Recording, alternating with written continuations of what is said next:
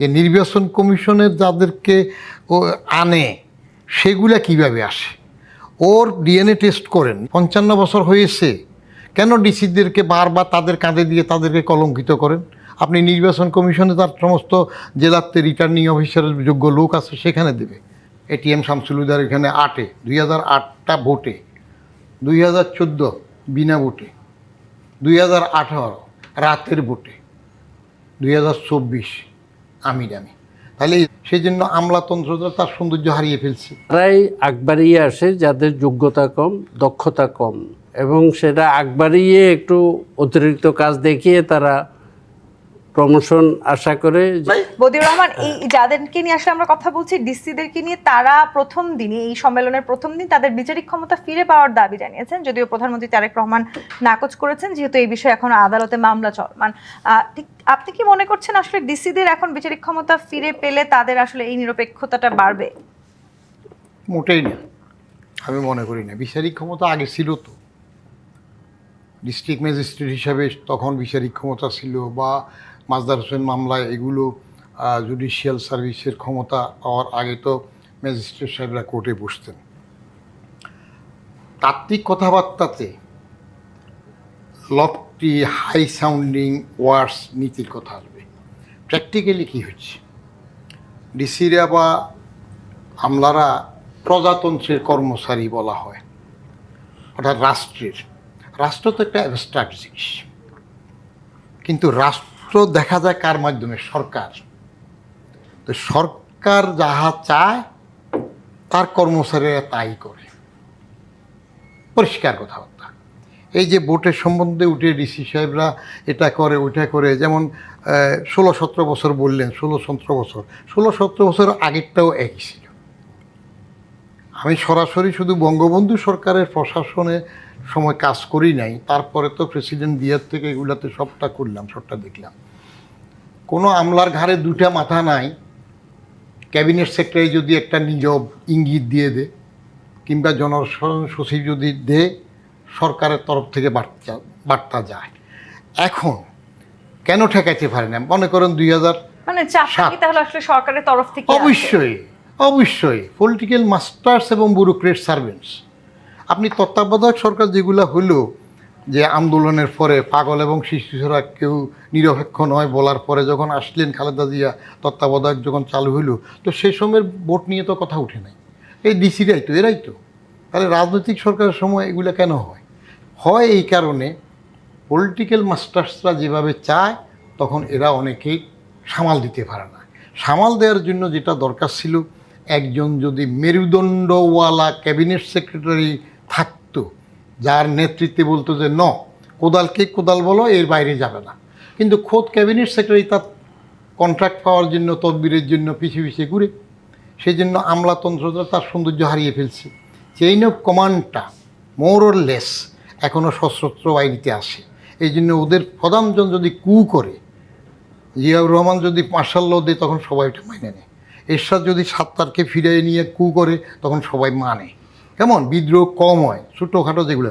কিন্তু আমলাতন্ত্রে তো সেটা হয় না, কারণ একজন নেতৃত্ব দিচ্ছে না। আপনি মনে করেন ভোটের সময়, সেই কোনো একজন বড় জনের ভোটের সময় হ্যাঁ না সিল মারার সময় দেখা গেল যে এনএসআইয়ের একজন বড় অফিসার ছিলেন, না আমি বললি অসুবিধা কি, এবিএস সর্দার সাহেব ছিলেন, তো তারা তো এগুলো গাইড করলেন। ভোট হইল 100, বাক্সে পড়লো 110। কেন হইল? বলে যে হুকুম ছিল তো সিল মারা, মারতে তো হুঁশ ছিল না, মেরে ফেলছি। 2007 ভোটে এটিএম শামসুল হুদার এখানে 8-এ 2008টা ভোটে, 2014 বিনা ভোটে, 2018 রাতের ভোটে, 2024 আমি তাহলে এই রাতের ভোটটা যখন আসলো, বিনা ভোটেরটা ওরা আসে নাই। কারণ কারা কুমন্ত্রণা দিয়েছে বেগম খালেদা থেকে 14তে ভোট না করার জন্য, এটা তাদের খেসারত। ওর যদি এই জায়গাগুলোতে আসলে আমলাদের একটা বিশাল বড় প্রভাব আছে বলেও কি আপনি মনে করেন? নির্বাচনটা আসলে কিভাবে হবে, রাজনৈতিক দলগুলো তারা আসলে কিভাবে কোন নির্বাচনে অংশগ্রহণ করবে? ডিসিদের আমলাদের ভূমিকা হইল, হুকুম যেভাবে আসে তারা সেটা তামিল করে, শক্ত হয়ে না করতে হইলে যেমন কি করতে হবে, না করার জন্য যেমন আমি বিআরএস চেয়ারম্যান থাকতে দেখলাম তো, এই যে যারা আসলো 3 দিনের সরকার, হ্যাঁ, মাসুদ্দিন, মঈনুদ্দিন এরা প্রথম বললো যে তারা কোনো হুকুম জারি করবে না, ঠিক আছে নিয়ম, কিন্তু তারপরে তারা তো সবুজ কাবলিতে স্লিপ পাঠানো শুরু করলো, যে কারণে আমি পরে বিরক্ত পেলাম যে দরকার নেই, 15 মাস আগে চাকরি ছেড়ে দিয়ে চলে আসলাম। তো এটা না করতে পারলে হবে। আর আপনি যেটা বলতেছেন যে ডিসিরা আরেকটা ক্ষমতার বিকেন্দ্রীকরণ হয়েছে। ডিসিরা যখন ডিএন ছিল আগে, এরশাদের আগ পর্যন্ত ডিসিদের বাসায় পতাকা উঠত, এটা মনে থাকার কথা অনেকেরই। কিন্তু পরে এরশাদ এসে দেখলো যে ভোটের সময় বেশি দরকার ডান্ডাওয়ালা, কারণ নিয়ম নীতির বিচারক ডিস্ট্রিক্ট ম্যাজিস্ট্রেট দিয়ে হয় না, কাজ বেশি হয় পুলিশকে দিয়ে। তো সেখানে এদেরকে আর একটু খাটো করা হলো, পতাকা নামিয়ে দিল। এবং আগে ডিএম সাহেব এসপির এসিআর লিখতেন একটা অংশে, তার কন্ট্রোলে থাকতো। তো যখন ভোটের জন্য ডান্ডার আশ্রয় বেশি চলে যায় তখন ডিসিপ্লিন কমে যায়।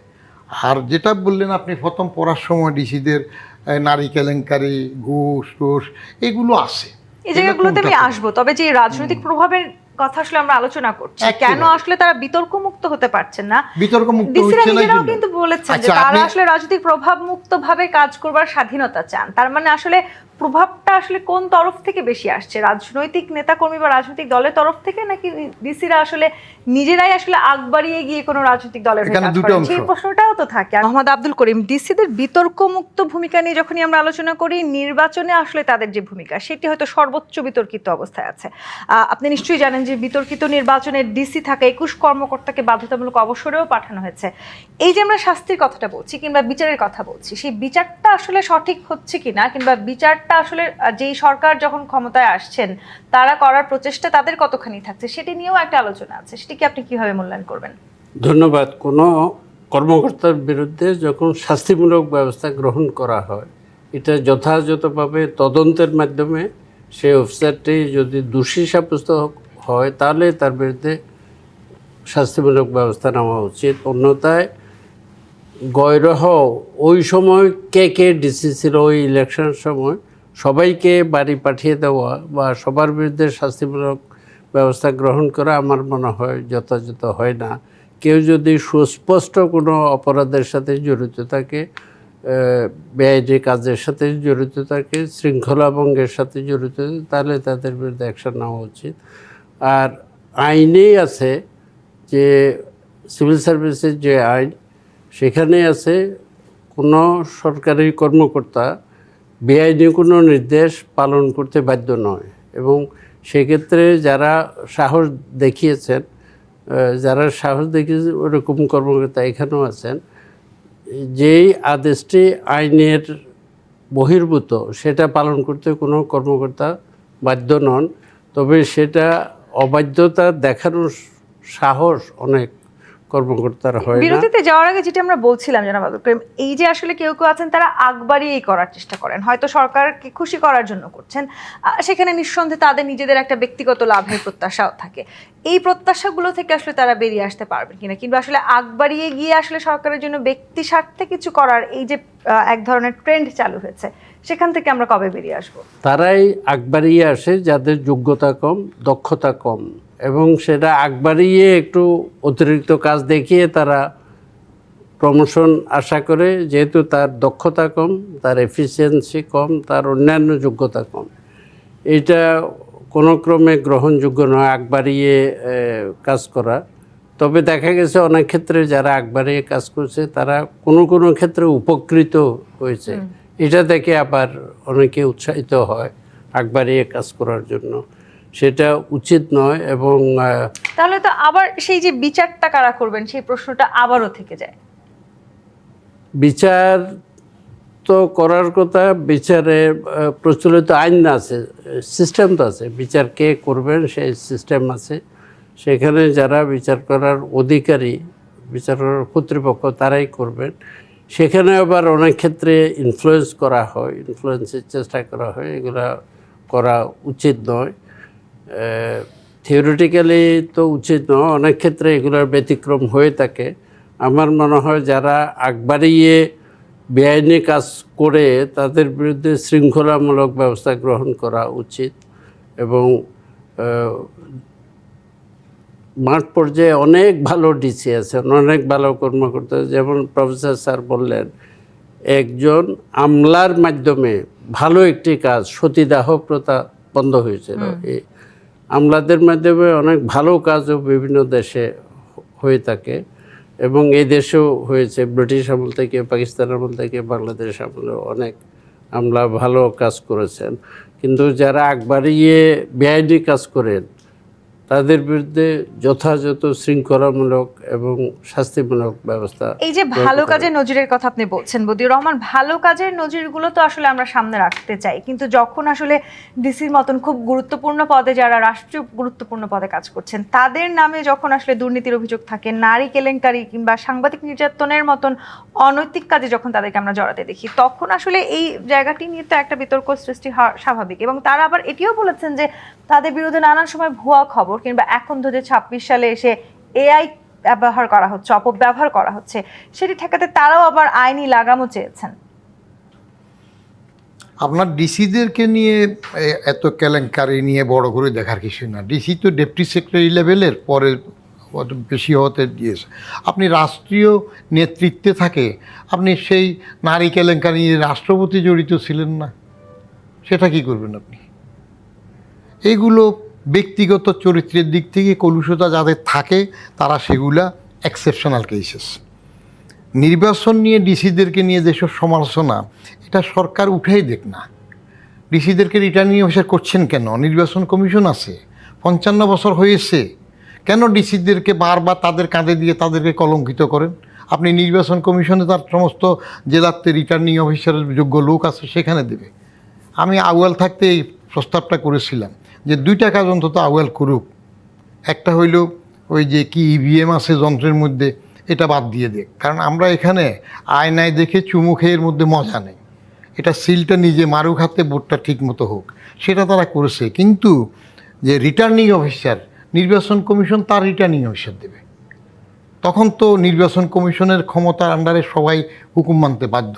সেটা ব্রেক থ্রু করেন, তা করবেন না। কেন করেন না? করেন না রাজনৈতিক দলগুলো নিজেদের স্বার্থে। হুকুম যাবে, ভোট দিবে।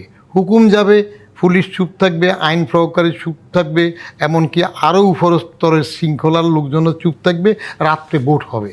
তো এটা যদি আপনি মেনে নেন, রাষ্ট্রীয় রাজনৈতিক ক্ষমতার কর্তৃত্বের থেকে যদি এটা করে দেন, তাহলে এই বেচারা ডিসিরে আপনি বেকায়দায় ফেলবেন কেন? সে তো হুকুমের তালে। একটা আমলার ঘাড়ে 2টো মাথা নেই। পলিটিক্যাল মাস্টার্সের কথা না শুনে কখন এটা হতো? যদি ক্যাবিনেট সেক্রেটারি, যিনি মুরব্বী, যিনি সেক্রেটারি অফ দ্য সেক্রেটারিজ, ওরকম একটা যোগ্য ক্যাবিনেট সেক্রেটারি যদি হুকুম জারি করতে পারত, ওরকম একটা যোগ্য আই যদি বলতো যে তুমি অন্যায় কিছু করবে না, এরা যদি বলতো ন্যায়ের বাইরে কিছু, তাহলে একবারে শিখে। তা তো হয় না। আর আকবরিয়ে যেটা বলা হয় ইনিশিয়েটিভ ভালো, আকবরিয়ে তো ইনিশিয়েটিভ নেওয়া, উদ্যোগ নেওয়া, কিন্তু নিজের স্বার্থের জন্য কখন যায়? যখন দেখলো যে এরকম যারা আকবরিয়ে যায়, তলফিবাহক হয়, সে রাজনৈতিক সিটিভিটা ক্ষমতা পায় এবং সে পরে আমলার থেকে আবার বড় পদে মন্ত্রী হয়। এবং রাজনৈতিক সরকার কেন তার ফিল্ডের লোক বাদ দিয়ে আমলাগুলো মন্ত্রী করে কেন? আমলার থেকে রিটায়ার হলে এগুলাকে ওখানে নেই কেন?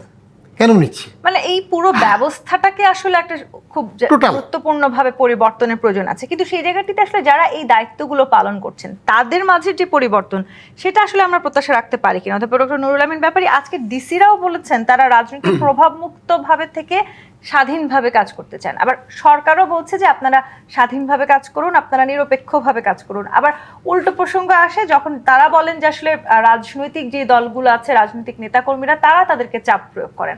চাপটা তাহলে আসলে কোথা থেকে আসে? আপনি যে প্রশ্ন করেছেন, জাস্ট এইগুলো তো একদম সহজ করে উত্তর দেওয়া যায় না, একটু দীর্ঘ আলোচনা করতে হয়। সে সময় তো আপনি দিচ্ছেন না। আসলে গণতন্ত্র মানে শুধু নির্বাচন না। গণতন্ত্র শুধু নির্বাচনের মধ্যে প্রকৃত গণতন্ত্র প্রতিষ্ঠিত হয় না। নির্বাচন গণতান্ত্রিক পদ্ধতিতে বড় একটা বিষয়, সেটা জনমতটা গঠন করার ক্ষেত্রে এবং জাস্ট জনমত প্রকাশিত করার ক্ষেত্রে। কিন্তু সবচেয়ে বড় বিষয়টি হচ্ছে আপনার ইনস্টিটিউশনগুলোকে ডেভেলপ করতে হবে। গণতান্ত্রিক ইনস্টিটিউশনগুলো যদি ডেভেলপ না হয়, তাহলে আপনার যে প্রশ্নগুলি আপনি করছেন, যে আলোচনাগুলি এখানে হচ্ছে, এটি হতেই থাকবে। কারণ হচ্ছে আপনি এই যে নির্বাচনের কথাটা বললেন, কারচুপি কখন আসে? অর্থাৎ শাসক যখন বুঝতে পারে যে আমি আর জনগণের ভোটে নির্বাচিত হব না, তখনই কিন্তু তিনি কি করেন, ওই আমলাদের অর্থাৎ ডিসিদের কথাই বলি, যেহেতু ডিসি নিয়ে আলোচনা হচ্ছে, তাদের সুযোগ সুবিধা দিতে চান। কিভাবে সুযোগ সুবিধা? তারাও বোঝে যে এখন আমাদের নিকট আসছে, জনগণ থেকে এই সরকার সরে গেছে, এখন আমাদের সাহায্য নিতে আসছে, তখন তারা অনেক সুযোগ সুবিধা চান। যেমন ইদানিং একটা বিষয় আমি বলি, সেটি হচ্ছে সুদমুক্ত যেই লোন দিতে হয়, ঠিক না? কাদের? আমলাদের। কী জন্য দিতে হবে? ডিসি সাহেবও তো পাবেন, ডিএস স্ট্যাটাসে আছেন, তার কী জন্য? অর্থাৎ তুমি যে নির্বাচন করবা, ওইখানে তো তুমি বেআইনিভাবে তুমি আসতে চাচ্ছ, তাহলে আমাকে সুযোগ সুবিধাটা দাও। তাহলে কী করবে? ওই আওয়ামী লীগ সরকারের কথাই ধরুন, আমরা পরে সরকার আসতেছি, কী করতেছে? যে তোমাকে এত গাড়ি কেনার জন্য টাকা দিলাম, এটার জন্য টাকা দিলাম, সুদ মুক্ত, তোমার সুদ দিতে হবে না। এই যে সুযোগ সুবিধাটা দিচ্ছে, এটা কি হচ্ছে? শাসকের স্বার্থের জন্য। এবারে সম্মেলনেও কিন্তু ডিসিরা তাদের সুযোগ সুবিধা ক্ষমতা বাড়ানোর প্রস্তাব। এই জন্য আমি এই লাইনে আসলাম, আপনি যেটা করবেন। ফলশ্রুতি তো হচ্ছে কি, এখন দেখেন আগের সরকার এটা করে গিয়েছে। আপনি সরকার কথা বলাই, মাত্র 3 মাসের সরকার, যার জন্য আমি এই সরকারকে নিয়ে তো আলোচনা আসতে চাচ্ছি না। এই সরকার কিন্তু হঠাৎ করে উঠাতে পারবেন না কেন? এই যে দুষ্ট চক্র আমলাতন্ত্রের মধ্যে ঢুকে গেছে, প্রবেশ করছে, এটা হঠাৎ করে যদি ভাঙতে চায়, তাহলে এটা অর্গানাইজড দুষ্টচক্র। আর আমলাদের আমরা সাধারণত রাষ্ট্রবিজ্ঞানের ছাত্র হিসাবে ইনস্টিটিউশনাল গ্রুপ হিসাবে আখ্যায়িত করে থাকি, কারণ এরা এমন একটি ইনস্টিটিউশন যে তাদের একজনের গায়ে যদি আঘাত লাগে, সবাই অর্গানাইজড হয়ে যায় নিজের স্বার্থ রক্ষার জন্য। এবং স্বার্থটা তো আসলে দিন শেষে রাষ্ট্রের দেখার কথা। হ্যাঁ, সে কথা আমি এক প্রমাণ দিয়ে দিই। দেখেন কি হলো, ওই যে শেখ সাহেব যখন ক্ষমতায় আসলেন, তখন কিন্তু আমলাতন্ত্রকে টাইট করতে চেয়েছিলেন কিভাবে? যে এই পাকিস্তান আমলে এই আমলাতন্ত্রে আমাকে অনেক কষ্ট দিয়েছে। সাথে তিনি সুযোগ পেয়ে গেলেন। অপোজিশন পলিটিক্যাল পার্টির leader Maulana Bhashani, Abdul Hamid Khan Bhashani, he never finished his lecture without a biting attack on bureaucracy. তার জীবনে আমলাকে গালিগালাজ ছাড়া মাওলানা ভাসানী একটা সবাই বক্তৃতা শেষ করতেন না। সুবিধা হয়ে গেল, পার্টি অপোজিশন দুটোই চাচ্ছে। কী করলেন? প্রেসিডেন্ট অর্ডার নং 9 জারি করলেন। একটু লক্ষ্য করুন, অর্থাৎ যে কোনো আমলাকে যে কোনো সময় কারণ দর্শানো ছাড়াই তার চাকরি থেকে বরখাস্ত করা যাবে। এই আমলারা কিন্তু অর্গানাইজড হয়ে গেল, সবাই অর্গানাইজড হয়ে গেল। যে এটা হয়েছে ইনহেরিট করেছে তারা ব্রিটিশ আমল বাদ দেন, পাকিস্তান আমল থেকে, যে আমরা এত ক্ষমতা এনজয় করেছি, আজকে আমাদের একটা নোটিশ প্রেসিডেন্ট বলে দিব তোমার চাকরি নেই। ক্ষমতায় কাছাকাছি থাকার জন্যই আসলে ডিসিদের বারবার এভাবে বিতর্কিত হতে হচ্ছে কিনা, কারা আসলে খুব বেশি ক্ষমতার কাছাকাছি থাকার জন্য আসলে ডিসিদেরকে ব্যবহার করছে, নাকি ডিসিরা নিজেরাই থাকার চেষ্টা করছে? আসলে প্রশ্নটা উত্তর দুভাবে দেওয়া যায়।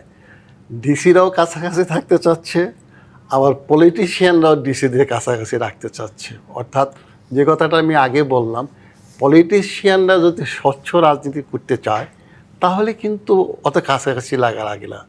আপনাকে আমি সহজ করে উদাহরণ দিচ্ছি, একদম সহজ। বাংলাদেশেও যেভাবে জেএনজিরা ক্ষমতায় আসলো, অর্থাৎ 18 মাস যারা ছিলেন, আমাদের প্রতিবেশী আরেকটা রাষ্ট্র নেপালও কিন্তু এই ঘটনা ঘটছে। একটু এক্সাম্পলটা আমি দিয়ে দিচ্ছি। এখানে দেখেন নির্বাচনের পরে কি হলো, অর্থাৎ বিএনপি ক্ষমতায় আসলো। তাহলে যারা এই যে আন্দোলনটা করলো, অর্থাৎ 24-এর অভ্যুত্থানের পরে যে একটা পরিবর্তন করতে ছিল, তারা কিন্তু পরিবর্তনটা করতে পারলো না। কী জন্য? তারা কিন্তু হঠাৎ করে লোভের জন্য ওই রাষ্ট্রীয় ক্ষমতায় তারা চলে গেল, অর্থাৎ সরকার গঠনে উপদেষ্টা পরিষদে চলে গেল। একই প্রস্তাব কিন্তু দেওয়া হয়েছিল নেপালের যে তরুণদের যারা পরিবর্তনটা করলো, তারা বলছে না, আমরা এটা করবো না। অর্থাৎ আবার আমরা এখানে যাব, অর্থাৎ আমরা নিজেরা যদি শুদ্ধিভাবে না চালাতে পারি, বা নিজেরা যদি আমরা অর্গানাইজ না হতে পারি, এটা আমরা কখনো আমাদের যে পরিকল্পনা, যে আদর্শ বাস্তবায়িত করতে পারবো না। নেপালে কিন্তু এই তরুণরাই ক্ষমতায় গেল। একটু লক্ষ্য করুন, তারা অনেক পরিবর্তন করেছে অল্প সময়ের মধ্যে। ওই যে নেতৃত্বের সততা, এই সততার আমি হয়তো সেই নেতৃত্বের জায়গাটি থেকে এটা আমি একটা মিনিট সময় দেন। এটাই কিন্তু দেখেন 2500 বছর আগে জ্ঞান তপস সক্রেটিস সুন্দরভাবে একটা কথা বলেছিলেন, যে ভক্তদের বলেছিলেন শিষ্যদের, যে হে ভক্তবিন্দু, পৃথিবীতে একটাই মাত্র ভালো জিনিস আছে, সেটা হচ্ছে সততা, অনেস্টি। জি, আর সেই বাদ বাকি যা সততাটা আছে আসলে আমরা আমাদের এই যে আমি আপনাকে এক প্রশাসনে যারা মিনিটের আছেন মধ্যে তাদের দেখি মধ্যে এই করার আলোচনা চেষ্টা কিন্তু করছি, আমরা জি। সামারাইজ করে ফেলতে পারি। মোহাম্মদ আব্দুল ওই করিম, একটু আপনার কাছে সততাকে আসি। যদি আমরা সামনে নিয়ে আসতে জি, পারতাম তাহলে প্রশাসনের অনেকটা এগিয়ে হয়ে যেতাম। আসলে কারা কাজ করছে সেটি নিয়ে কিন্তু এবারে নির্বাচন অন্তত আমরা বেশ একটা বড় লম্বা সমালোচনা দেখেছি। একটি রাজনৈতিক দল বলেছে যে বিরোধী রাজনৈতিক দলের হয়ে কাজ করছে, আবার অপর রাজনৈতিক দল বলেছে যে অন্য আরেকটি রাজনৈতিক দলের হয়ে কাজ করছে। আসলে প্রশাসন কি সবসময় কোনো না কোনো রাজনৈতিক দলের হয়েই কাজ করে? প্রকৃতপক্ষে দেশ পরিচালনা করেন রাজনৈতিক নেতৃবৃন্দ, যে কোনো রাজনৈতিক দলের নেতৃবৃন্দ যারা অধিক ভোট পান তারাই ক্ষমতায় যান, তারাই রাষ্ট্র পরিচালনা করেন। এবং আমলাদের ইনক্লুডিং ডিসি, আমলাদের এই রাজনৈতিক নেতৃবৃন্দের নির্দেশক্রমে দেশ পরিচালনা করতে হয়। সাধারণ মানুষের প্রত্যাশা হলো রাজনৈতিক নেতৃবৃন্দ যদি স্বচ্ছতা, দক্ষতার পরিচয় দেন এবং কোনো বিতর্কিত নির্দেশ যদি প্রদান না করেন এবং দেশের উন্নয়নের জন্য যত পদক্ষেপ যদি গ্রহণ করেন সেই মর্মে যদি নির্দেশ দেওয়া হয় ডিসিকে বা অন্যদেরকে, তাহলে দেশের ক্ষতি হওয়ার সম্ভাবনা নাই, দেশ যথাযথভাবে চলবে। যেমন ডিসিদের ব্যাপারে যেটা বলা হয়, ইলেকশন কমিশন যখন ইলেকশন শিডিউল ডিক্লেয়ার করেন তখন পুরো দেশ নির্বাচন কমিশনের আন্ডারে চলে যায়। এবং সেই ক্ষেত্রে নির্বাচন কমিশন ইচ্ছা করলে সারা দেশে প্রত্যেকটা জেলায় কিন্তু ওনাদের অফিসার আছেন, প্রত্যেক জেলায় নির্বাচন কমিশনের নিজস্ব অফিসার আছেন। ওনারা যদি রিটার্নিং অফিসার হন বা অ্যাসিস্ট্যান্ট রিটার্নিং অফিসার, তাহলে ওনারা যেহেতু ইলেকশন কমিশনের আন্ডারে ইলেকশনটাও ইলেকশন কমিশন করতেছেন, তাহলে তারা তাদের স্বচ্ছতা, দক্ষতার প্রমাণ দিতে পারেন। এখানে যদি একটু উল্টোভাবে কথাটা বলি আমি, জনাব আব্দুল করিম, যখন ডিসিরা তাদের ক্ষমতা বাড়ানোর প্রস্তাব দিলেন এবারের সম্মেলনে, সেই সময় আপনারা আসলে যখন বলছেন যে নির্বাচনটা হোক না নির্বাচন কমিশনের অধীনে, এটি আসলে তারা আদৌ এই প্রস্তাব মেনে নেবেন কি? মানা না মানার বিষয় না, এটা নির্বাচন কমিশনের সিদ্ধান্তের বিষয়। তারা যদি মনে করে যে ডিসিদের চাইতে ইলেকশন অফিসাররা, তাদের নিজস্ব অফিসার, তারা ভালো করতে পারবে, নির্বাচনের স্বচ্ছতা নিশ্চিত করতে পারবে, সেক্ষেত্রে তাদেরকে দিলে ভালো হবে। যেমন 29শে ডিসেম্বর 2008-এর নির্বাচনের আগে বিভিন্ন বিভাগীয় শহরে গিয়ে আমরা ডিসি, এসপি, ওসি, ইউএনও এদেরকে ডেকে বলছি, either you will conduct a free, fair, participatory election or you will be send home with disgrace. এইবারের ইলেকশনটা অনেক ভালো হয়েছে, গ্রহণযোগ্য নির্বাচন, 67% টার্ন আউট। 29শে ডিসেম্বর 2008-এর ইলেকশনটাও আন্তর্জাতিক যারা পর্যবেক্ষক তারা বলছেন যে ইলেকশন ফ্রি, ফেয়ার এবং তার মানে সদিচ্ছা থাকলে আসলে আমরা যে বিতর্কটা মুক্ত হতে চাচ্ছি সেটি সম্ভব, সেই সম্ভাবনার জায়গা আছে। যে বদিউর রহমান, এই যে বিতর্কিত ভূমিকা সেটি থেকে আসলে ডিসিদেরকে দূরে রাখতে এই মুহূর্তে আমাদের কি করণীয় আছে? রাজনৈতিক যে প্রভাব সেটি থেকেও তাদের আসলে আমরা দূরে রাখতে পারবো কিনা? আপনি নিজে গুড় খাওয়া না সেরে বাচ্চা মানুষকে গুড় খেতে নিষেধ করতে পারবেন না। এই যে নির্বাচন কমিশনের নির্দেশনা নিয়ে প্রশ্ন আছে, খোদ নির্বাচন কমিশন নির্দলীয় কিনা, সেখানে আপনি প্রশ্নতে আসেন যে নির্বাচন কমিশনের যাদেরকে ও আনে সেগুলা কিভাবে আসে। ওর ডিএনএ টেস্ট করেন, নির্বাচন কমিশনের লোকজনের ডিএনএ টেস্ট করলে সানে নজুল দেখলে দেখা যাবে কোন দলের ছিল, কে আনছে। তো সেই জন্য ওরা আর কোনো সাহস করে তো কিছু করতে পারে না। যেখানে শস্যের মধ্যে বুথ থাকে সেখানে আপনি বুথ তাড়াবেন কাকে দিয়ে? আর দলগুলো, রাজনৈতিক দলগুলো তো আমাদের নিজের মধ্যে গণতন্ত্র নাই। রাজনৈতিক দলগুলোই তো এক নায়কত্বে আছে, পারিবারিক দল, দুইটা বড় দল তো পারিবারিক দল, কেমন? তো ওরা ওদের মতো করে যেটা একজন সিদ্ধান্ত নেয় সবটা সেভাবে যায়। এখন যেটা বলতেছেন ওয়াজ, প্রধানমন্ত্রীর তরফ থেকে যেগুলো ওয়াজ করা হইতেছে উনি ওনার ওয়াজ করবেন, আর ডিসিরা তাদের ওয়াজ করবে। ডিসিরা ক্ষমতা চায়, ম্যাজিস্ট্রেসি চায়, একসময় সচিবরা আবার পতাকা চেয়েছিল এবং সরকারও তাদের প্রশাসকের জন্য, সচিবের জন্য বিশাল এক বাসা করছে। আমি একবার গিয়ে তো অসম্ভব। তারপর আবার দুইজনরে ঘুষ দেওয়ার জন্য হেলিপ্যাড সহ, সুইমিং পুল সহ বাসা করবে বলছে। তো রাজনৈতিক সরকার যদি এভাবে পোষে, অন্য একটু সুবিধা নেবেই, এটা খেয়াল রাখেন। কারণ সুবিধা নিলে সুবিধা আছে, পরে সেও একটু রাজনীতি উঠতে পারে। পৌঁছতে পৌঁছতে রাজনীতি কোথায় গেছে? এই যে জিয়াউর রহমানের আমলে আমি ক্যাবিনেট মিটিং করার জন্য নাটোর গণভবনে গিয়েছিলাম, কেরামত আলী সাহেব ক্যাবিনেট সেক্রেটারি, আমরা ক্যাবিনেট মিটিংয়ের কাজটুকু শেষ হওয়ার পরে উঠে চলে এসেছি যখন জিয়াউর রহমান সাহেব রাজনৈতিক আলোচনা শুরু করছেন। মানিকগঞ্জে জিয়াউর রহমান সাহেব মিটিং করতেছেন, যতক্ষণ পর্যন্ত প্রশাসনিক কথা ছিল ঢাকার ডিসি শওকত সাহেব স্টেজে ছিলেন, তার রাজনৈতিক বক্তব্য শুরু হয়েছে, চলে আসছে। এখন তো আপনার ওসিও স্লোগান দেয়, ডিসিও তার পক্ষে কথা বলে, তাহলে রাজনৈতিক নেতৃত্ব যিনি ছিলেন তিনি এটা খুশি হন আমার পক্ষে। তার মানে সর্বপ্রথম পরিবর্তনটা আসলে রাজনৈতিক নেতৃত্ব থেকে, রাজনৈতিক একেবারে। জায়গাটি থেকে আসতে হবে। মোহাম্মদ আব্দুল করিম, ডিসিরা অর্থাৎ যারা আসলে জেলা প্রশাসকের ভূমিকা রাখছেন, অর্থাৎ সেই পুরো জেলার দায়িত্ব মূলত বলা চলে এক প্রকার তার উপরেই আসলে ন্যস্ত থাকে, এবং তিনি আসলে সেই জেলাটির ভালো মন্দ সবকিছু দেখার উপরেই তার উপরে থাকে। তারা আসলে যখন কোনো একটি রাজনৈতিক দলের হয়ে কাজ করেন, যে ধারাটা দীর্ঘ সময় বাংলাদেশে আমরা দেখলাম বিগত 16-17 বছর ধরে, সেখান থেকে আমরা এবারে বেরিয়ে আসতে চাই, এবং আজকে স্বয়ং প্রধানমন্ত্রী এই আহ্বান জানিয়েছেন যাতে করে ডিসিরা আসলে নিরপেক্ষভাবে কাজ করতে পারেন। প্রধানমন্ত্রী আসলে আহ্বান জানাতে হবে, এই জায়গাটি থেকে আমরা বেরিয়ে আসতে পারবো কবে? মানে প্রধানমন্ত্রীরা কখনোই বলতে হবে না যে ডিসি আপনারা নিরপেক্ষভাবে কাজ করুন, তারা নিজেরাই নিরপেক্ষভাবে কাজ করা শুরু করবেন ঠিক কবে থেকে? ধন্যবাদ। বাংলাদেশের যে প্রচলিত আইন সেটার যদি যথাযথভাবে প্রয়োগ করা হয় তাহলে ডিসিরা কোনো দলের পক্ষ হয়ে কাজ করতে পারে না। জেলা প্রশাসকের দপ্তরটি মাঠ পর্যায়ে সবচেয়ে গুরুত্বপূর্ণ প্রশাসনিক ইউনিট, এবং এই ইউনিটের যিনি প্রধান জেলা প্রশাসক তার তিনটি কাজ, তিনটি ভূমিকা প্রধানত। তিনি ডিস্ট্রিক্ট ম্যাজিস্ট্রেট, তিনি ডিস্ট্রিক্ট কালেক্টর, এবং তিনি উন্নয়ন সমন্বয়কারী জেলা পর্যায়ের।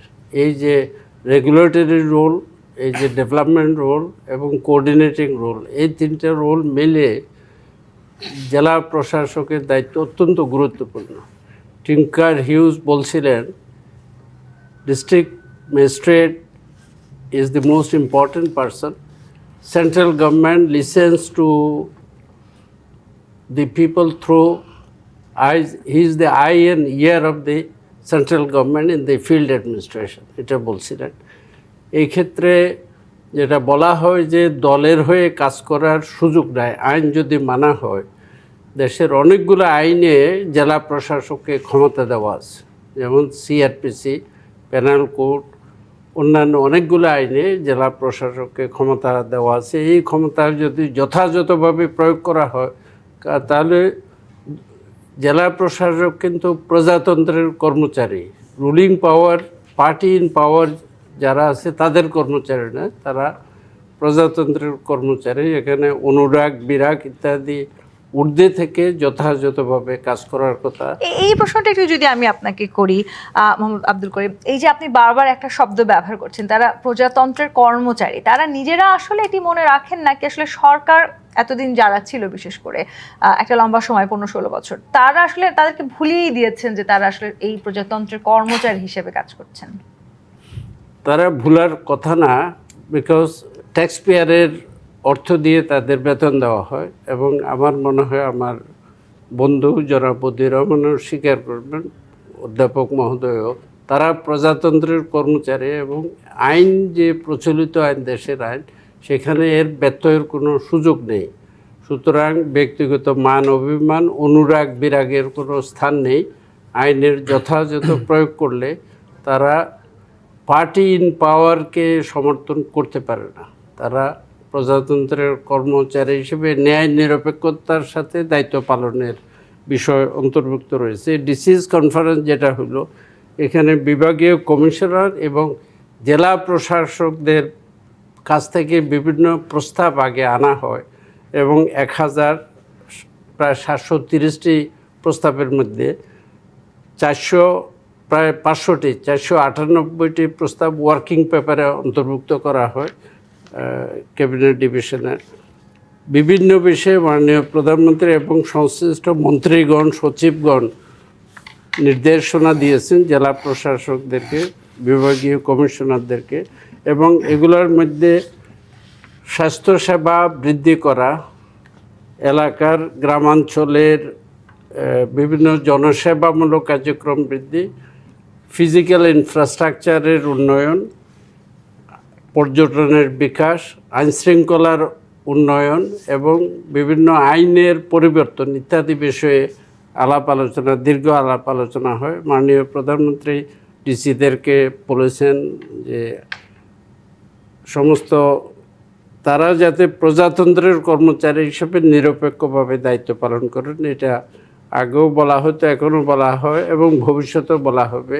এটার ব্যত্যয়ের অবকাশ নাই। এটার ব্যত্যয় হলে তাদের বিরুদ্ধে আইনানুগ পদক্ষেপ গ্রহণের সুযোগ আছে। জি, অধ্যাপক ডক্টর নুরুল আমিন ব্যাপারে এই যে ব্যত্যয়ের কথাটি বলছিলেন মোহাম্মদ আব্দুল করিম, একটা লম্বা সময় যদি আমরা বিগত কয়েকটি নির্বাচনের দিকে তাকাই, বিগত সময়ে যে 3টি নির্বাচন ভীষণ সমালোচিত আলোচিত ছিল, সেই নির্বাচনের ডিসিদের ভূমিকাটা হয়তো সবচাইতে বেশি সমালোচনা করা হয়েছে তাদের ভূমিকা নিয়ে। তারা আসলে প্রশাসনের হয়ে কাজ করেছেন, তারা একটি সরকারের হয়ে কাজ করেছেন। বারবার আসলে তাদের দিকে যখন নির্বাচনের এই ভূমিকা নিয়ে প্রশ্ন ওঠার সুযোগ থাকে, এখন অন্তত এই নতুন সরকারের আমলে এসে এই জায়গাটি থেকে আসলে পরিবর্তনটা সম্ভব হবে বলে কি মনে করেন? হ্যাঁ, আপনাকে অনেক ধন্যবাদ। আপনার প্রশ্নের উত্তর দিতে গিয়ে আমার মনে হয় আমি একটু পিছনে যাব, তাত্ত্বিক বিশ্লেষণের প্রয়োজন আছে। কারণ এই জন্য প্রয়োজন, কারণ এই ডিসি যেটা অর্থাৎ আমলাতান্ত্রিক যে প্রশাসনিক ব্যবস্থা, এটি প্রকৃতপক্ষে আমরা ইনহেরিট করেছি ইংরেজদের নিকট থেকে, ইস্ট ইন্ডিয়া কোম্পানির নিকট থেকে। আমার মনে হয় একটু তার থেকে না গেলে এগুলি ক্লিয়ার হবে না কেন আমরা এখন এইদিকে আসতেছি। অর্থাৎ 1833 সালে ইস্ট ইন্ডিয়া কোম্পানি থেকে সিদ্ধান্ত গ্রহণ করলো যে ভারতবর্ষে তারা একটি এমন প্রশাসন দাঁড় করাবে যে প্রশাসনটি বিশেষ করে উন্নয়নমূলকভাবে কাজ করবে। উন্নয়নমূলক অর্থাৎ ইংরেজদের স্বার্থ রক্ষা করে। এবং তারা সাথে সাথে ভাষাটাও চেঞ্জ করে ফেললো, রাষ্ট্রভাষা ফার্সি থেকে নিয়ে আসলো ইংরেজি। এবং তারা বলল যে আমরা এমনি একটি প্রশাসনিক ব্যবস্থা, গোষ্ঠীর শ্রেণী তৈরি করতে চাচ্ছি যারা রক্তে মাংসে ভারতীয় এবং কথাবার্তায় আচার আচরণে ইংরেজ। অর্থাৎ এই যে শ্রেণীটা, এই শ্রেণীটা প্রথম থেকেই পিপল ওরিয়েন্টেড করলো না, তারা করলো এমন একটা শ্রেণী যে শ্রেণী আচার আচরণ ইংরেজ, অর্থাৎ শাসকদের স্বার্থ রক্ষা করবে। তবে শাসকদের রক্ষা করতে গিয়ে তারা আইনের শাসনকে প্রতিষ্ঠা করবে এবং আইনের শাসনের মাধ্যমে প্রকৃতপক্ষে প্রতিষ্ঠিত হবে শাসন ব্যবস্থা, যেখানে এই যে যাদের আমরা আমলা বলি, এই আমলারা রাষ্ট্রের কল্যাণমূলক কাজ করবে, সমাজের কল্যাণমূলক কাজ করবে, মানুষের কল্যাণমূলক কাজ করবে। এরই সৃষ্টিতে দেখেন চমৎকার, আমাকে একটু সময় দেন, কি কন্ট্রিবিউশনটা কি। এরই প্রেক্ষাপটে একজন বিখ্যাত ব্যক্তি ইস্ট ইন্ডিয়া কোম্পানি থেকে ভারতবর্ষে এসেছিলেন। তিনি জন্মসূত্রে ব্রিটিশ এবং জীবনের বড় একটি অংশ কাটিয়েছেন ভারতবর্ষে। তার নাম জে.এস. মিল, জন স্টুয়ার্ট মিল। এবং দেখেন কি সুন্দরভাবে তিনি তার শুধু প্রশাসনিক ব্যাপার না, এবং এমন তত্ত্ব দিলেন, তিনি গণতান্ত্রিক ব্যবস্থাকে প্রতিষ্ঠিত করলেন গুণগত দিকে, পরিমাণগত দিকে না। এই আমলা গুণগত দিকে, অর্থাৎ তার পিতা জেমস মিল যখন বলল রাষ্ট্রের করণীয় হচ্ছে maximum happiness to the maximum number of people, তিনি তখন বললেন হে পিতো, তোমারটা ঠিক আছে, কিন্তু তার সাথে দেখতে হবে, চিন্তা করতে হবে, গুণগত পরিবর্তন করতে হবে। কিন্তু আবার যে গণতন্ত্রের কথা আপনি আমি বলছেন, এখানে সেই নিয়ে এসেছি, গণতান্ত্রিক জায়গাতে আমি ডিসির আপনার প্রশ্নটা আমার মনে একটু সময় দেন, আপনি অন্যভাবে অনেক সময় পরে কমাই দিয়েন। এখানেই দেখেন কি করলো তিনি বললেন যে নাদুস নুদুস বোকাচ্ছে লিখে সক্রেটিস হাজার গুণে শ্রেষ্ঠ। অর্থাৎ সক্রেটিসরা যখন সিদ্ধান্ত দিবে, চিন্তা ভাবনা করবে, তখন সমস্ত মানুষের কল্যাণের জন্য চিন্তা ভাবনা করবে, সিদ্ধান্ত দেবে। আর একজন নাদুস বোকা যখন সিদ্ধান্ত দেবে, তখন নিজের স্বার্থের জন্য। এরই প্রেক্ষাপটে কিন্তু আমরা দেখব ভারতবর্ষে বিশাল এক পরিবর্তন হলো। ওই আমলা কি আনলেন, যে ওই যে সতীদাহ প্রথাটা, এটা কিন্তু রাজা রামমোহন রায়, ঈশ্বরচন্দ্র বিদ্যাসাগর দুজন শিষ্য তার হয়ে গেল। এরাই কিন্তু প্রকৃতপক্ষে এই দেখেন আমলার সিদ্ধান্ত সমাজ পরিবর্তনে কি হলো, পুরো যে ব্যবস্থাটা একটা জীবন্ত নারীকে হত্যা করলো, হাজব্যান্ড মারা গেলে যে চিতায় তাকে পোড়ানো হতো সেটা থেকে বেঁচে গেল, শত শত মানুষ কিন্তু বেঁচে গেল আমলাতান্ত্রিক সিদ্ধান্তের জন্যই।